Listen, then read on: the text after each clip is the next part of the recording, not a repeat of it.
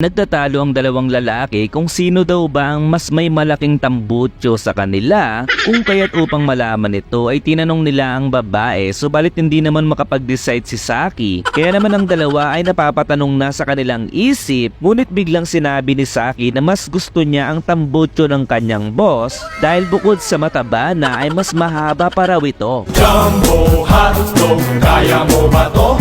Dumating na ang sample product ng kanilang company, subalit nagtataka ang babae kung bakit napakaraming lobo naman daw ang dumating at siya ay nag-aalala dahil wala naman siyang jowa upang mapaggamitan nito at bukod pa raw doon ay bakit naman daw extra large ang sukat ng lobo. Inimbitahan si Saki ng kanyang boss upang kumain sa labas at sobra naman niya itong kinatuwa dahil malilibre siya ng pagkain at na-realize din niyang mabait pala talaga ang kanyang boss. Nang maglalakad na ay biglang nabunggo si Saki ng isang lalaki kung kaya't napasandal siya sa kanyang boss at narinig ng boss na tumutunog ang cellphone ni Saki. Agad namang hinanap ni Saki ang kanyang cellphone at dali-daling sinagot ang tawag, subalit na-realize ni Saki na hindi pala ito cellphone at ito pala isang ratbo na laruan na nanginginig kapag ito ay gumana. Doon ay napansin na din ng boss na ratbo na laruan pala ang hawak-hawak ni Saki, ngunit nagsinungaling pa din si Saki upang makalusot at sinabing ito raw ang latest model ng cellphone ngayon na may mataas na specs at sobrang lakas talaga ng vibration na mapapay spaghetti pababa at pataas ka talaga sa sarap. Spaghetti pababa,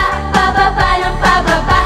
Sumunod ay habang nagiinom mag-isa si Saki ay biglang inagaw ng kanyang boss ang alak na dapat siya ang iinom at tumabi ito sa kanya upang paalalahanan na dapat raw ay hindi siya maglasing kagaya ng huli niyang ginawa. Sa huli ay nalasing pa din ng babae at nagrereklamo ito kung bakit wala pa rin siyang jowa dahil ang kanyang mga kabatchmate daw ay mga kinasal na at nais niya rin daw na magkaroon ng asawa. Hinatid ni boss ang babae dahil madami itong nainom na pulang kabayo, subalit sa kanilang pagdating ay napansin ng kanyang boss ang mga lobo sa kanyang higaan at tinanong kung balak daw ba nitong humanting ng mga lalaki at bukod pa raw doon ay bakit extra large pa ang sukat nito. Pinaliwanag ni Saki na yun daw ay pinadala sa kanya upang maging test product ng kanilang company at pagtatanong ng kanyang boss na bakit naman daw extra large ang sukat ng lobo at sagot naman ni Saki na yun rin daw ang kanyang pinagtataka dahil imposible raw siyang makakita nito. Pero wika ng kanyang boss ay nasa harap na daw ni Saki ang may taglay na extra large na tambutso, kung kaya't nakiusap si Saki na maaari daw bang gamitin ito ng kanyang boss pag uwi nito ng bahay at ibigay ang opinion niya tungkol dito. Subalit wika ng boss na dapat raw ay tinetesting ito ng mag-couple at doon ay hinawakan ni boss ang tahong ni Carla na siyang kinaalulong ng babae.